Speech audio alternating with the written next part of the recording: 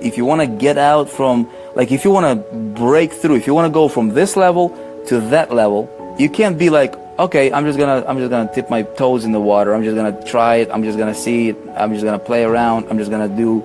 That's typical. That's average, man. What's the journey, man? What's the journey? How can you replicate it? How can you apply some of those principles and ideas? The number one thing that I can sincerely say that absolutely changed everything, I worked on myself first, period. So here's the formula. Learn something new, and then do it and implement it. Against all odds, right? Against, everything, they persevered. I didn't have to be that smart guy that's gonna go out and create all this tech stuff. I had found all of these other hidden loopholes within the eBay system, like alternative ways to make money on eBay. And they did it in this industry. They did it in online marketing. All right, hey, welcome to The Journey. Welcome back. If you are coming back to us here, very excited to have you for another episode. Again, if you're just tuning in, you don't really know much about what The Journey is about. My name is Vic Stryzius, and I'm the founder and creator of the 4%, as many of you may already know. And I'm very excited about this particular episode because I get to interview somebody who is a powerhouse in our industry. Somebody who's a TV personality, sold over 1 million books on TV, super affiliate, mega promoter, mentor to millionaires. And his name is, you might have recognized this guy, Anthony Morrison. Anthony, welcome to the show. Thank you for having me. How are you? Man, I'm good. I'm in Miami Beach, Florida. How can you be bad, right? You cannot be bad in Miami, Florida, man. And so we're just hanging out here, you guys, we're in Miami, and I wanted to sit down with Anthony because I know anytime when you get together with a man like your caliber, Anthony, you've got to take advantage of the opportunities. And I wanted to interview you and discuss your journey. Yeah. So what the show is about is basically who you are today, which is we'll get to your story here in just a minute. But it probably didn't start like that. No. Right? So what were the lessons? What were the breakthroughs? What were the mistakes? I want to know it all, man. And I'm the advocate for beginner, and we're going to have a lot of fun. Awesome. So you guys are watching this live. Let us know, communicate with me, right? I like that two-way interaction, two-way street going on. If you're watching this on Facebook right now, anywhere, if there's an ability for you to comment or hit that like button or that heart button, whatever that is, let us know. You're going to get tons and tons of value from this episode. I can promise you that. Anybody who goes, and sells 1 million books on TV, right, does like mega promotions and just things that you have done, Anthony, over in your career. Definitely, there's a wealth of knowledge that we can draw from, and that's what I want to talk with you about, if you don't mind. Absolutely. Who are you right now? What's Anthony Morrison like right now? What are you up to? What are you doing right now? Give us a snapshot. Gosh, learned a lot, right? I feel like I'm like kind of down that road that I've been dragging myself down now for the last 10 years. But I think I'm definitely focused on helping my students, focusing on teaching people internet marketing and the things that I've done for the last 10 years. And I think it kind of all stems, we all talk about the reason why we do things, right? I'm sure you've talked to a lot of them about, why they want to start their own business. Why do they want to do internet marketing? Why do they want to, be an entrepreneur in general, I think we all have to kind of tap into that. And I think for me, I'm kind of now coming to the point where I can kind of go back and connect all the dots on my journey, right? Yeah. Kind of see how all of that really has come full circle for me. Because I started off, like you said, I didn't start off as wanting to do this. I was actually going to medical school. That was my goal anyway, starting off. So how long ago did you get into the online space? Probably, 34 now, about 10 to 12 years ago. Yeah, okay. 10 to 12 years ago. I was in college, and I was really focused. I've always been a super focused person, and I was focused on going to medical school. So when I went to school, I didn't go to a big school. I went to a small private school in Mississippi where I didn't have a lot of distractions. It's where I really learned to not allow distractions to take me off course, right? So many people have that issue. And I was going to medical school, and that's what I wanted to do. And then my dad, my third year in college, he had made some bad investments, invested in WorldCom stock, and he lost his entire life savings, literally like that, 24 hours gone. He was a successful real estate investor on apartment complexes, duplexes, houses, all kinds of stuff. He sold it all, he retired, thought he was kind of at the end of his journey where he could begin a new chapter, you know, just retired and enjoying his family, and all of a sudden he was back at square one, right? I mean, he was, for all practical purposes, he had no income. He was broke in his mid-60s. So that's kind of what pushed me to this place, to this road, you know. So you started out, and by the way, we will be talking, I want to talk about, you know, marketing strategies. I want to talk about what's working for you right now. I want to talk about traffic. I want to talk about business in general. We'll get to that. Let's go back to when you got started, right? So, you know, if you walk me through your first beginnings of internet, because this is, a lot of people are watching this. There are people that are just getting started. There is a guy that's watching this that just goes like this into a brick wall right now, right? So I want to fish for as many of the breakthroughs that helped you, that somebody else might be able to implement, you know, and apply in their business.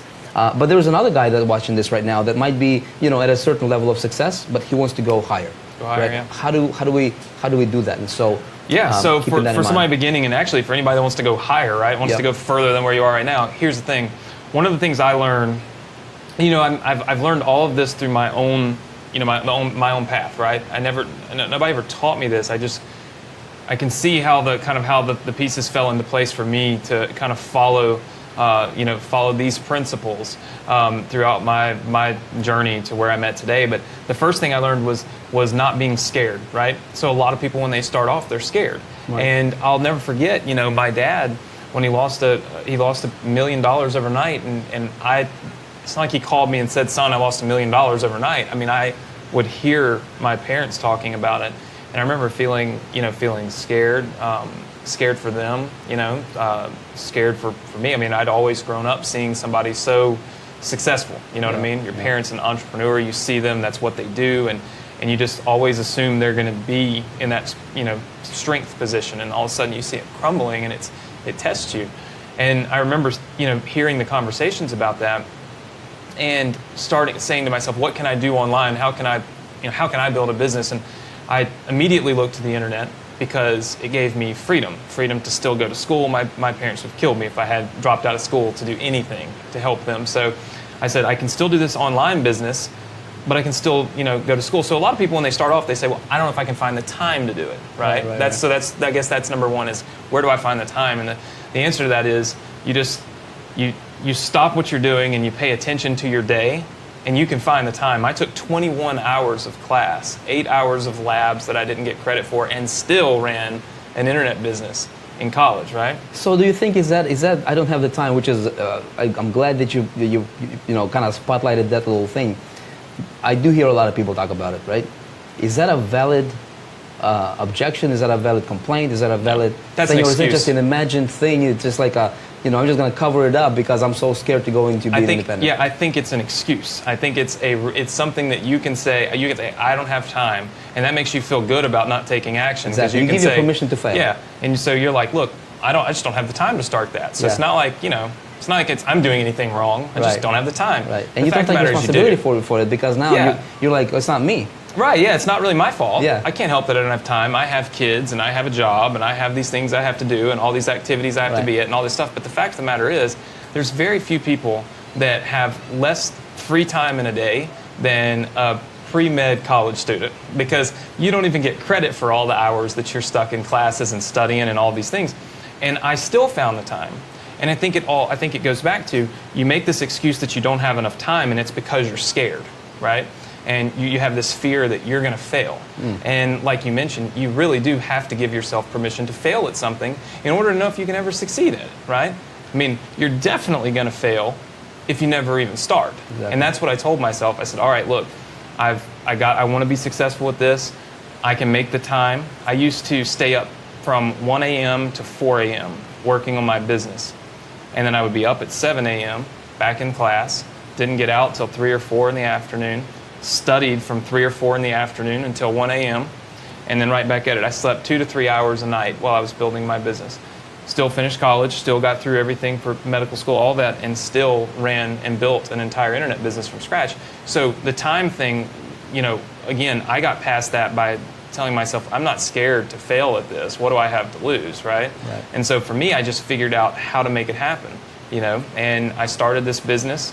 I wasn't scared. I didn't let anything hold me back. There were a lot of people that told me I was going to fail, including my dad. when he found out I was doing this, he said, "Don't do it. You can't do it. Focus on school. You need to be a doctor." You know, the things that I think all of us probably think our parents would say to us if we just decided we were going to abandon school and go play on the internet, you know, 10 years ago. Become doctors. Yeah, everybody wants to be a doctor and a lawyer. So, you know, for me, it was all about, I found the time because I wasn't scared to fail, and I really had tapped into the reason why I wanted to be successful. And that's another thing, you know, people watch a lot of videos, especially with social media today. It's way worse than it was when I started my business.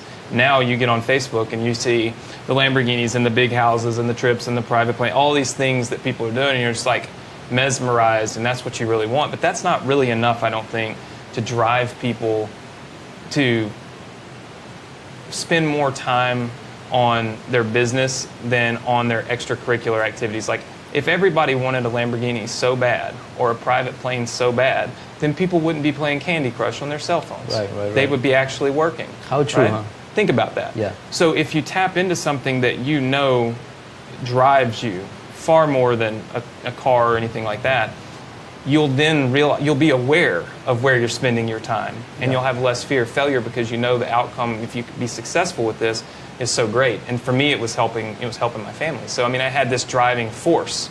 I didn't want my parents to lose their house. I didn't want my dad to, you know, to be in this position where he couldn't take care of his family. I didn't want my brother to not go to college. I didn't want my sister to not go to college. So I had a lot of reasons why I wanted to be successful. And that was the most important thing in helping me not be scared, and then obviously be aware of the fact that I had plenty of time to do it if I was just dedicated to it. Okay, so you go to college, you learn, you get into this online space. Walk me through your first breakthrough. What were you doing, if you don't mind? Were you selling? Did you create your own product? Was it somebody else's product you were selling? What were you doing? You know, I was brand new. I was really green, and I never really started an internet business. I never had the desire to start an internet business, right? So what I did was I looked at, you've heard people say, find something you're passionate about, right? Yeah. Well, I kind of took that, I think, a different way. I said, find something I'm knowledgeable about, find something I know something about, and there's a good chance I can make some money in that industry, right? So my parents had bought me a Ford Mustang when I was 15, and I spent a lot of my dad's money on that car. It was like 200 horsepower, and by the time I was in college, it was 1,000 horsepower. So we had spent a lot of money on it, and so I knew so much about them that I said, look, I can sell Mustang parts because I am my own customer. I know where I exist online, so I know where all my customers are. I know where I used to hang out and the places I would go. And I know how to sell the parts because I'm the one buying them, you know? Made a lot of sense. So I got online and I hired a girl off of some little e-commerce forum to build me a website to sell Mustang parts. And I started calling all the vendors. Now this was long before a Shopify or an Amazon or anything like that. And I had to talk my way in to being able to be a distributor for these products, for these companies, because they would require $10,000 and $20,000 buy-ins so that you could get wholesale pricing. And I burned through, man, Vic, I burned through so many. I called so many of them trying to talk my way in, and I finally got one breakthrough, one company, UPR Products, that I talked into letting me sell their products on my website. And the minute I got that one, all of them came, because nobody wants a company selling their competitors' products but not theirs. So I knew all it took was just one, and if one domino fell, they would all fall, and that's what happened. And so I ended up one of the largest distributors for Mustang performance parts in the southeastern part of the country, all because I was persistent. And every time somebody told me no, I just found a new way in. So this is what year we're talking? Oh man, I don't know. This is my junior year in college, so probably 2004-ish. Awesome. Yeah. So we started out about the same time. Yeah, I mean, we're about the same age. Started out about the same time. Yeah, it's been a while. So how are you selling these parts? You got a little website going? Yeah, built an e-commerce store. At the time, it was called Monster Commerce. How are you getting the traffic, traction? So interesting. It's kind of the way I've always done it. Free traffic. So for that specific business, I knew these forums online, these message boards, where all the buyers were, where like people that own Mustangs, they go chat and they talk and they sell parts. Yep. So for me, I say free traffic, but I went on there and I paid the owners of those forums $75 a month to let me advertise and post my products inside of the forum. So not just a banner, but like actual activity in posts. And it blew up my business. Now, I had to be responsible. I had to actually go make those posts every day, respond to people, that kind of stuff. But we went from zero to very first month, we did about $6,000. And within that first year, we were up to $250,000 a month selling Mustang parts for like 6 years of Mustangs. So we're talking about very, very targeted, type of product. And we were doing $250,000 a month and spending $75 a month on advertising. Incredible. So it's all about finding the way I've always seen it is if you can find a spot online where people with a common interest come together and talk, right? And you can insert yourself as either authority or your business, as a provider of a product or service in that group, right? It will spread like wildfire because all of those people are telling each other what they're buying and what they're doing, right? So you get one person to buy your product and they go make a post about it. And then 75 other people buy your product because that person said, I bought it and look what it did for me, right? So it's all about finding these little sites with micro niches, right? And that's the way, now that's evolved into Facebook fan pages where now everybody's in one spot at one time and it's all a common interest, common niche. And when you build things like that, you've just got this massive army of people that are ready to buy the products that you have, and that's how I did it. And so literally $75 and it's just insane number of sales. Do you believe in moral authority principles? Let me put it like this. A little side note, or a little side, we're going to deviate here from it, and then we're going to come back to what happened next. How important, in your opinion, is that for somebody, when they sell a product, to be the product of the product, to know what they're selling, to actually be using the product? It sounds like that's what you were using or doing with the Mustang. To me, especially for something like that, was very important. And not only just from the fact that I could say, I'm using this, right? Because I sold a lot of products I didn't use. Right. But more or less from the standpoint of authority, when somebody asks me a question, I know how to answer that question in a way that A, they're going to understand it, and B, I can still sell them the product, right? So for instance, somebody calls me for a mass air meter on a Mustang. 99% of people watching this video and everyone down there don't have a clue what that even is. Exactly. So if you have no clue what it is, and somebody calls you to buy it, and you can't answer one question about it, how are you going to sell it? Right. So for me, I could say, yeah, I have one of those on my car. Let me tell you this, this, this, and this. But not only can I lend kind of my authority to that product, I can also say, and by the way, it works really, really well with these injectors or this part over here or that part over there. It allows you to sell more products, right? And additional products when you have some knowledge about what you're selling. And so for me, I think it was key for me to be able for me to have the knowledge I had about Mustangs at the time when I was selling those products. Absolutely. What happened next? You're making $250K a month. Pretty comfortable lifestyle, I bet. Yeah. Right? How long were you doing that for? If obviously, if you want to share that. And then how did you evolve? What was your next big thing? I was doing that for years. I would say maybe 3 years of it. I graduated college, came home, was running that business full time. I had no support. I had no office. I had no nothing. So I had 2 cell phones, both with call waiting. Yeah. And I'm telling you, man, like I said, be driven, right? You have to find what drives you and makes your business the most important thing in your life in order for you to really break through, especially if you've been, I guess, having some failures along the way or challenges along the way, when you really tap into what drives you. Because for me, every dollar I made was a dollar less that my parents had to worry about. So you had a big why with your family. Massive. Like every single time I made a sale, I knew that was one less dollar my dad had to worry about. And I had that mentality even as I was making $250,000 a month. See, I watched my dad go from owning banks and hotels and just all kinds of stuff to being in his mid-60s and being broke. Yeah. And so I watched the rise and the fall, right? And it's a lot different than coming from nothing, right? Like a lot of people say I came from nothing.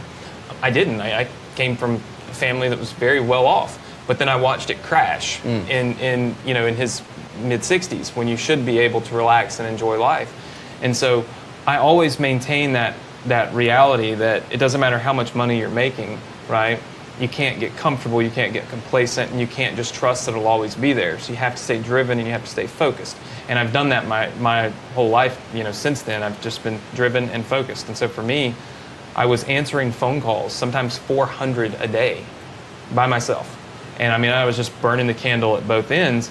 And I learned so much about marketing online that I started thinking, man, there's got to be a better way than this e-commerce stuff. Because years ago it was hard. That was when people wanted to call you to buy something. They didn't want to just buy it online, especially if it was $2-3 grand for a car. They wanted to call. Yeah. So it was just, that's where I got this gray hair from. That's where it came from. Figuring that stuff out. It came from the phone calls from Coolblue. Where's my tracking number? Where's my part? My car is broken. You didn't get it here on time. And I said, man, there's got to be a different way. And that's when I realized, I looked at, right now I was fulfilling a service that people wanted, right? Something they were passionate about. And I said, I wonder if I could fulfill a service that people need, like something they really need, right? And do it without having to handle any of the e-commerce part of it. Because again, back then it was much more difficult than it is now. And that's when I found marketing credit cards online. I found that banks would pay me to help them get new applicants. People need credit cards. I know marketing. Banks will pay me to connect them. And I just kind of connected all the dots, and I was like, well, let's try this. So I started my credit card marketing website. And for people that are watching this that think it costs a fortune to start a business, I got on eBay and I paid $200 to have somebody, I don't even know who, build me a prefabbed credit card marketing website. Like they built a script, they just installed it. On a $200 website, I went in and I started marketing credit cards for the banks, and I built that up to where it was doing, between $200,000 and $300,000 every single month on autopilot. The margins were higher because there was no product cost. The stress was obviously lower because there were no phone calls. And so for a while, I had both of these businesses running, and eventually I woke up one day and said, man, I don't want to do this anymore. And I just went into my little e-commerce store and I clicked off, and I just turned it off. So I didn't sell it. Hindsight 2020, probably should have. I didn't know anything about selling a business at the time, I just knew that it was killing me. Yeah. And I'd replaced that income with income over here that was far greater, more automated, and more automated. Yeah. And so that's when I got into affiliate marketing. I found it just by, I think, the need to have a little bit of the stress off of me, but still, be making money. So in affiliate marketing, did you use the same, strategies for getting people to your site? Yeah. So finding people that are into credit cards, or what? How did you get traffic? Okay, so that was when AdWords was real, like Google AdWords and even Overture. Yeah. Right? So paying to put your ad on a search engine, right? So you have to select keywords, right? And you look at a keyword just like you would a web form. Anybody, or a message board, anybody that's typing in this keyword, they're all coming to one place, Google, and they're looking for a specific thing, right? So I'll ask you, I've asked so many people this in over the years. If you were marketing credit cards, let's just say Chase credit cards, okay? What keyword do you think would make the most sense? Do you think keywords like cards would make sense? Would you use that keyword? No. No. What about send me the card? No. What about credit card? It would be specific, credit card. Chase, right. Chase credit card. Chase credit card, all of those types of things. Yep. Okay, so that's what everybody did. But the fact of the matter is, send me the card, the one that you said no to, right, and that I'm telling you thousands of people across the country have said no to. You're kidding. Here's the thing. All the banks at the time would send letters out in the mail. Yeah. And they were pre-approved invitations, but they wanted to track them. They didn't want people to go online and go to chase.com and apply for it. They wanted you to go somewhere that had nothing to do with Chase, a URL that had nothing to do with Chase, because they wanted to track it and they didn't want you to accidentally end up on Chase. So for instance, Chase, when they sent out a pre-approved invitation to you in the mail, it said, hey Vic, you're pre-approved for this Chase card. Go to sendmethecard.com. Or Discover's was the card with the number 4. So you were capitalizing on that Direct mail. on that momentum, on the direct that momentum wave, nobody else was paying attention to. and people were going there, and you were just like siphoning that traffic. And here's the thing, it was pre-approved applicants. That doesn't mean that they were all 100% approved, but here's Yeah. what it means. It Yeah. means out of all those people down there, I got the ones that the banks felt like would be approved. So my cost per click was nothing because I had no competition. Right. My conversion rates were insane because it was pre-approved applicants. And all I was doing was helping people that they were taking their mail and they were typing in these URLs, but they were putting them into Google instead of into their browser bar because people don't know the difference. Right. Well, when you put them in, there was nothing there about what they were even looking for. So I would just put an ad there and off they went. Now, I did that for years, and then I made one mistake. I made one small mistake.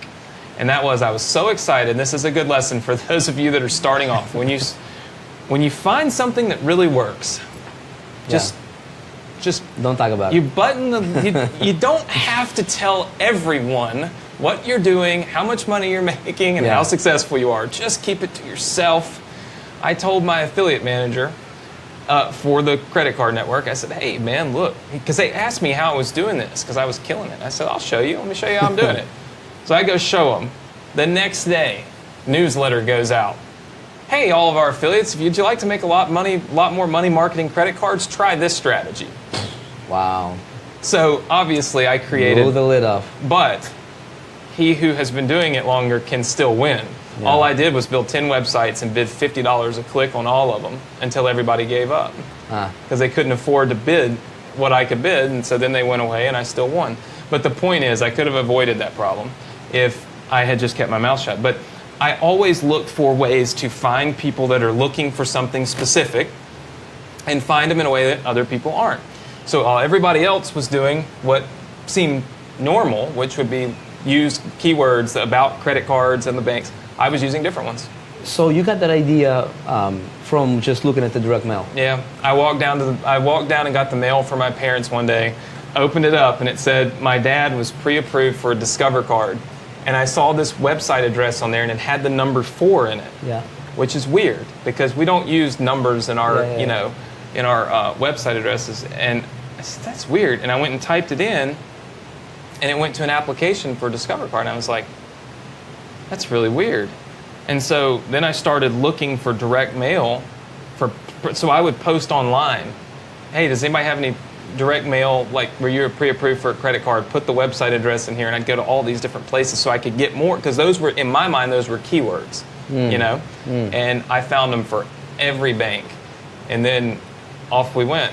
So one idea can make you a millionaire. Oh, yeah, that one 5 or 6 times over, That's all true, from though. direct mail. It's also just being aware of your You gotta be- surroundings. but see, the thing is, Anthony Lewis, how many people are trying to literally looking at this, like business and marketing and traffic generation and my goodness, competition of all things, right? And they just get like overwhelmed. What you did is you just like, hey, you just took yourself away from the craziness, right? And Right. focus a different way. You know, if you look around you, there's always opportunity. There's always opportunity. But the problem is it's like we're blinded because we're going down this path with blinders on, and we're trying to do what everybody else does. Yeah. And we're trying to, follow the crowd. And we're trying to use, exactly what this person's doing will work for me, right? Yeah. And so that's what I'm going to do. And the fact of the matter is, the path to success, no matter what business it is, whether it's in, traffic generation, e-commerce, affiliate marketing, it's like this. We've all traveled it. It's not a straight line, and everybody gets to that goal a different way. Yeah. And the way I saw it was, I'm going to take a step back and I'm going to look at my surroundings and be aware of what's going on. Like I said, being aware of your time, that you have and what you're doing with it. And for me, I looked at it and I said, I'm going to be aware of what's going on. This makes sense. This is relevant to my business, and it's a different type of marketing. So I wonder if I can capitalize off this. And I did. Were you building a list, or were you just straight out selling? Oh, the perils of our mistakes. Mistakes are part of it, man. Oh, look, Was that one of it? lots of things I've learned. When this guy built this website for me Yeah.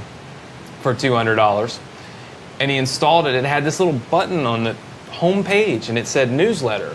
and a little box, and it had sign up button. And I swear to you, man, for all those years, I wondered what in the world that was. I didn't know what it was. Like, I had no clue what it was. It just said newsletter. They're laughing at me. I did not know what it was. I was not an email marketer. I had never done any, I didn't know. So yes, I built a list. No, I didn't know I was doing it. And then many years later, when we talk about kind of what I do now, I realized email marketing was key. And those websites were still on my server. And so I went back and started looking through them. I had hundreds of thousands of opt-ins, but they were just opting into like MySQL, right? They weren't even like on an email list, but I had their email addresses. Not getting delivered or not getting sent Never an email. An email sent. I didn't even know I had them until 8 years later, Wow. right? And hundreds of thousands in the financial space. Wow. Currently would cost like more than $1 million worth of email address. Like if you were list building, and these were people that were coming in from these were the cream of the crop. Right. And I never sent them a single email, and never have. So yes, if you're building your business, please build your list. Learn from my mistakes, because man, that was $1 million mistake. So yeah. Multi-million-dollar business, yes, but $1 million mistake because I didn't know what I didn't know.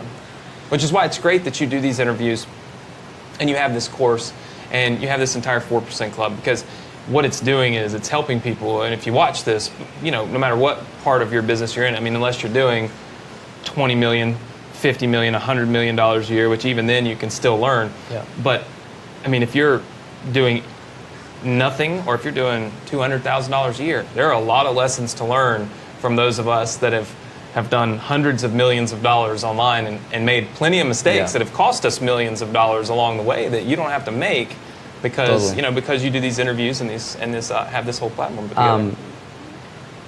Google AdWords, it was like Overture, the good old days. I remember that, man. It was like great. It was awesome. It was the best thing ever. Somebody's like, I cannot advertise on Google affiliate programs anymore, man. Yep. What you gonna tell me about that, Anthony? What do I do now? How do I find those people in the same niche? Now I use Facebook.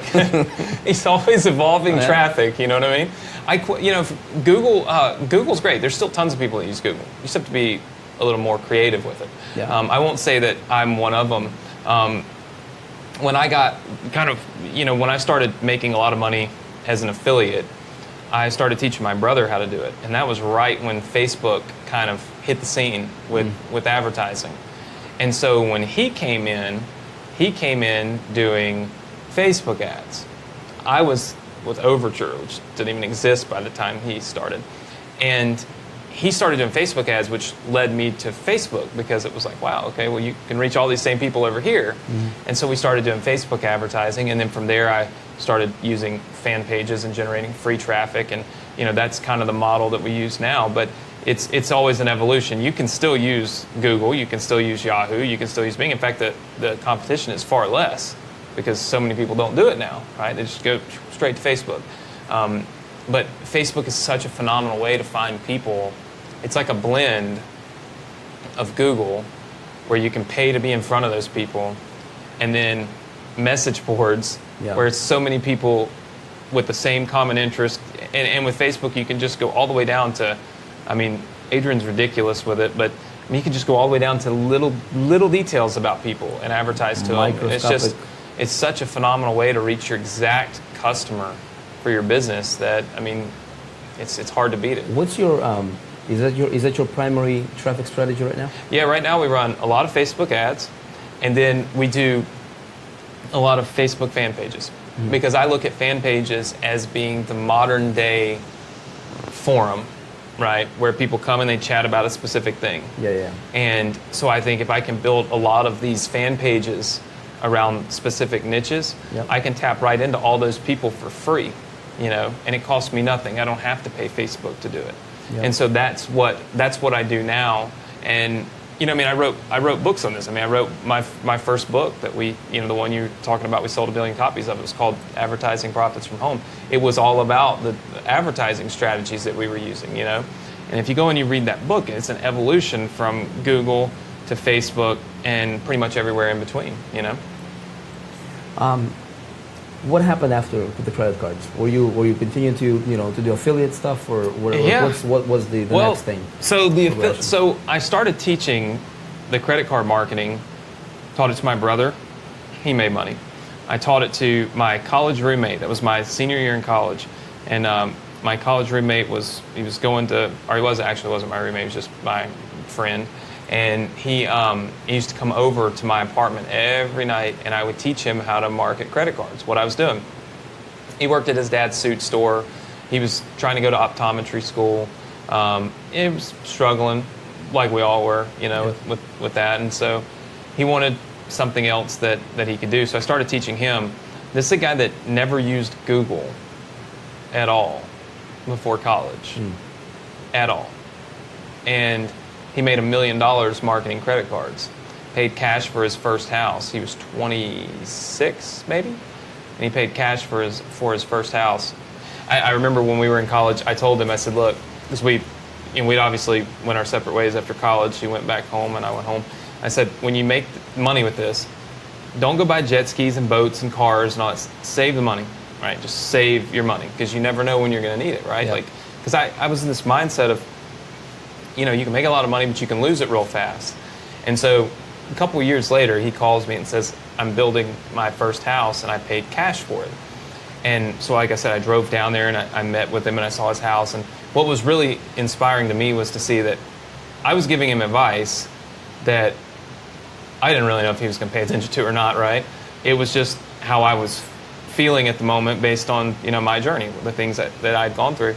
And he listened to it. He didn't buy, and he told me, he said, I listened to what you said. I didn't buy jet skis. I didn't buy new cars. I didn't go take expensive vacations. I saved all my money, and now I'm able to pay cash for this house. And for me, that was like I said, that was a pivotal moment for me, because he's 26, and he'll never have to worry about losing his house like my dad did at 60, because his house was paid for. And it all happened from affiliate marketing, and specifically marketing credit cards. So for me, I said, I want to sell this. Like, I want to teach people how to do this. Yeah. Right? Now, I'd never been to a seminar or watched an infomercial or anything. I just was like so in the zone. I never paid attention to that stuff. So I called QVC, and I said, I built this website system. It was called Credit Card System. So I built this platform where I could put other people in business marketing credit cards. And I said, I want to sell it on QVC. That was the only way I knew to sell, where you could sell on TV. Needless to say, they didn't pay attention. And so they had no desire. And through a couple of connections my parents had, somehow I ended up with a guy that had been doing seminars his whole life. And he said, this would be a great product to sell in a seminar. I said, I have no clue what a seminar is, but it sounds good. If I can teach and sell and build this product out. And that's how I started, or why I started my seminar company. And the very first seminar we did was in Spartanburg, North Carolina, South Carolina, like the Tri-Cities area. And it was interesting because we went up there to do this seminar. We filmed a TV show called Hidden Millionaires, talked about my story, what I was doing, and that I would show other people how to do it. We ran it in that city. Hundreds of people showed up, and when they showed up, I had this awesome system built and this training built that I actually stayed there and taught them after they enrolled. But I had no way to take credit cards, so I was going to teach you to market credit cards, but I couldn't charge your credit card because I couldn't get a merchant account, right? So a lot of people say, I can't get a merchant account, so I can't do it, right? Just like I said, they always make excuses. Yeah. For me, I just said, look, if people want it bad enough, they'll leave and they'll go get cash or they'll bring me a check. And so I literally did an entire marketing campaign, went right in and did a seminar teaching you how to market credit cards, but I could not accept credit cards as a payment. And I sat there for 2 hours while tons of people drove all over those cities back home to get checks. And they came up, paid with a check, and then I taught them how to do it. And that was how I started my seminar company. Not even able to accept credit cards. So again, I just never let something keep me from doing what I know will work. Like I have this major focus on it. I said, I'll figure it out. And so we did. And that started the next 8 years of traveling and teaching affiliate marketing eventually I transitioned to where my brother started doing it, and he started teaching, what he's doing, and that's how we started our seminar company. So you got to do seminars before you got to TV. Yeah, the TV was kind of a byproduct of the seminars. I got tired of the travel from the seminars. I did it for so many years, and just speaking, and as much as I loved doing it, I was like a robot.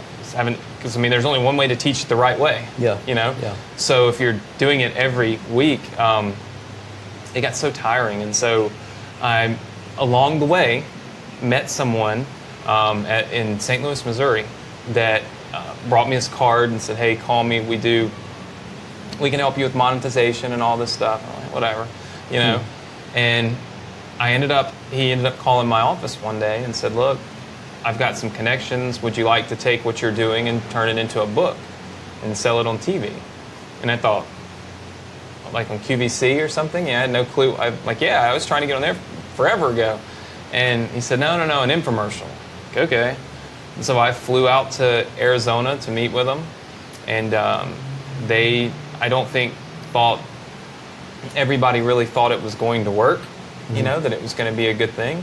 But I knew I could sell it, and I knew it made sense, and I knew that it would, that people that bought it would, if nothing else, have their minds opened up to the opportunity that something like affiliate marketing even exists, right? Yeah. Because for us, and probably for people watching this, this is something that is kind of general knowledge now in this space, but, years ago, you'd say affiliate marketing, people look at you like you were crazy, And so this, if nothing else, it opened up people's minds to the opportunity that exists, and then they could take their own path to get there, to be successful with it, even if they didn't use everything in the book.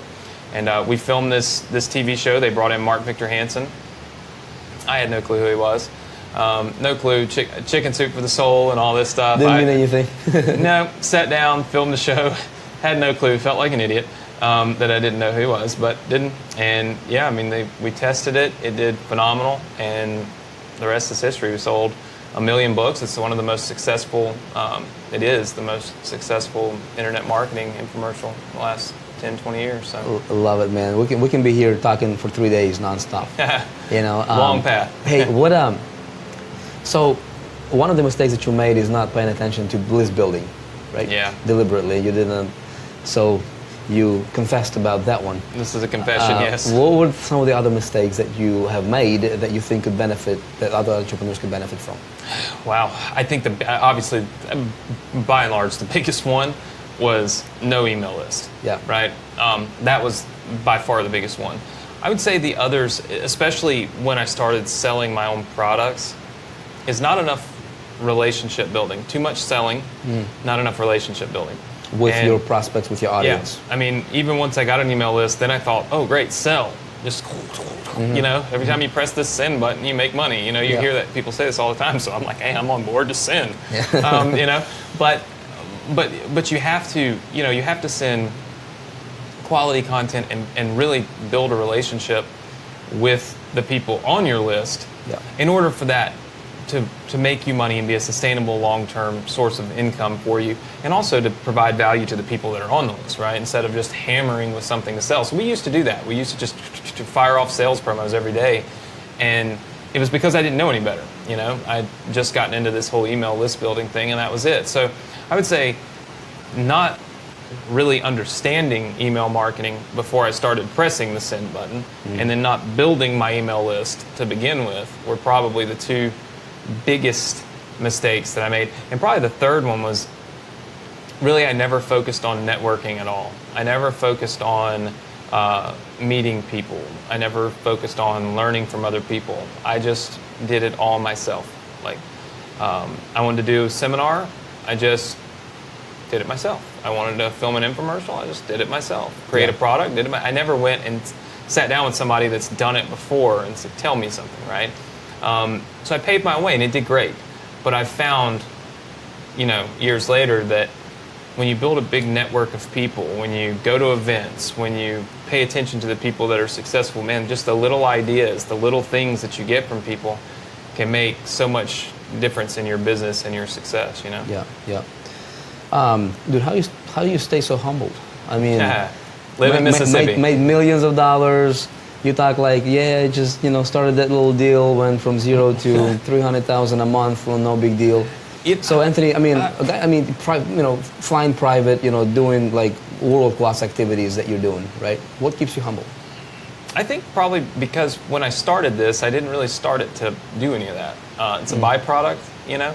I actually started it just to take care of my family, and like we were talking before I even came on here, like when I was younger, my dad was super successful, but that also meant he was super non-existent, right? I mean, he just wasn't there. He was working.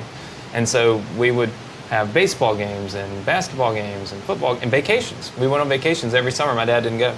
I mean, it was just my mom and us. So when I always knew when I got older, I wanted to be able to, like when I get married, have a family, have kids. Those were the things that I remember from my childhood that I didn't like, you know, that I wanted to change and didn't want to do. So for me, making a lot of money doesn't necessarily, I mean, it's great to be able to fly on a private airplane. That's phenomenal. But I'm not going to, I only do it in situations where it makes sense, right? Yeah. I would rather save my money so that, like I said, you know, when I decide I want to have kids, I can, instead of being in Miami Beach, I can be at home, where I want to be and where I wanted my dad to be. So I think for me, it's always just remembering why I started my business in general, and that keeps me focused on, you know, why I do this. It's not really about all the different things that we can do. While life is great, I'm not going to lie. I mean, it's phenomenal, but it's not really the reason why I started doing this, you know. My focus is always just on security, and I guess that's easily like done when you watch somebody lose, you know, $1 million in 24 hours, you know. So that's where my main focus always is, and I think that and probably just living in Mississippi. It's easy to stay humble. Just go live in Mississippi. Just live in Mississippi and everything will be fine. I guess that's the secret, huh? There's nothing going on that's gonna make you. It's gonna make you want to like just go make more money or you know do anything. It's just really calm. So. You guys are watching this. Hey, good stuff, isn't it? Huh? Hey, if you're watching this on Facebook, let me know if you're enjoying this. There's so many things that I can pull out, and I can, you know, so many nuggets, golden ideas, golden bars I can pull out from Anthony. For time's sake, we have to keep these interviews down to the time that we're limited to. If you're in the 4%, we'll have more stuff from Anthony Morrison coming to the 4%. Stay tuned for that. Some really, really cool stuff. Stuff that's working for you right now, Anthony. Stuff that you're doing that's making you millions and millions of dollars. Right? But yet, so. Stuff that an average entrepreneur, beginner, intermediate, and advanced entrepreneur can apply and catapult their business to the level they want to go to. Right? I started off teaching people that were beginners, and now that I've done an awful lot in many different places, started teaching people that have done an awful lot in many different places, right? So the stuff that I do and the way that we're able to teach it, it's easily understood by someone who's brand new, but just as valuable to somebody who's got a multi-million-dollar business. Love it. What would be the one, summarize your 10-year or 12-year journey, right?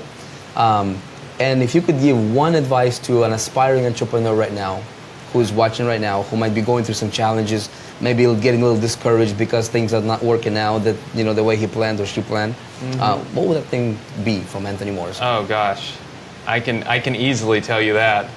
Best piece of advice is to never give up. So like I have this training I do we talked about it every Thursday, and I've done it for 2 years.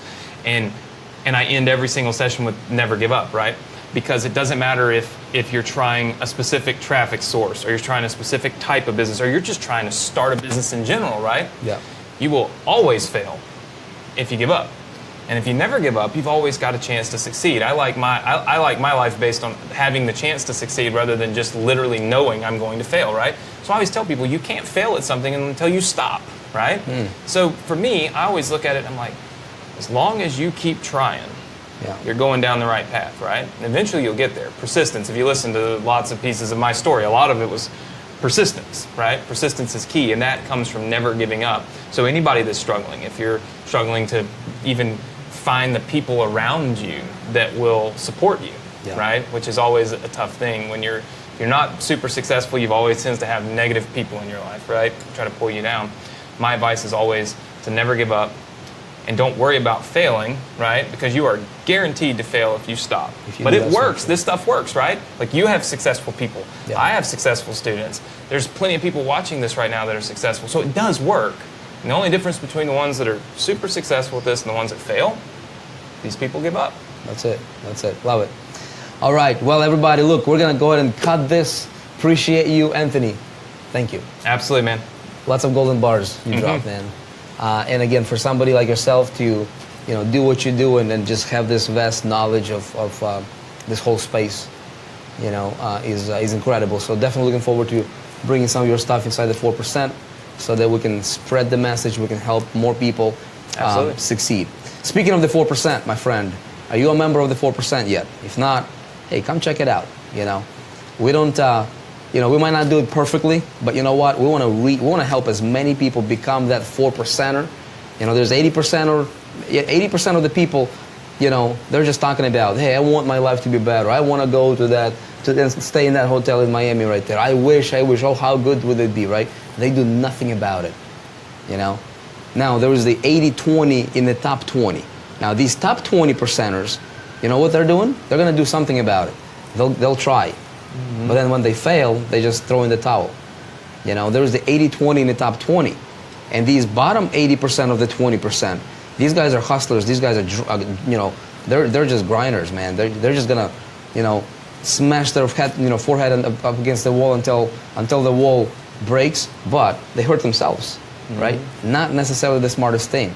So the top 20 of the top 20, which is the 4%er, these guys are smart, right? So they figure out, hey, you don't need to know everything. You're talking about Facebook. You're talking about what you don't need to know about, everything about Facebook. You just need to know what you need to know, just a handful of things to get the result that you want to get. And that's why we created the 4%. So we said we're going to take a category and we're going to dissect, we're going to simplify it, help people get results by keeping it simple, right? Hence the 4%. And we're going to only deliver you the most potent information, the most potent, ideas and trainings that are available in the world, right? To help you get the result that you want. So check out what we're doing. We'd appreciate it. At any rate, whatever you do, no matter who you are, always go after your dream. You know what? You're watching these videos. If you're on my Facebook wall here following us, there is a reason for it, right? And that reason might be because you want something better. You can have it. Like Anthony said, don't give up. Go for it. And if we can help you, we're pleased to do that. Okay, everybody. Until next time, have a fantastic day or night or wherever you are in the world, and we'll see you on the next episode of The Journey. Cheers.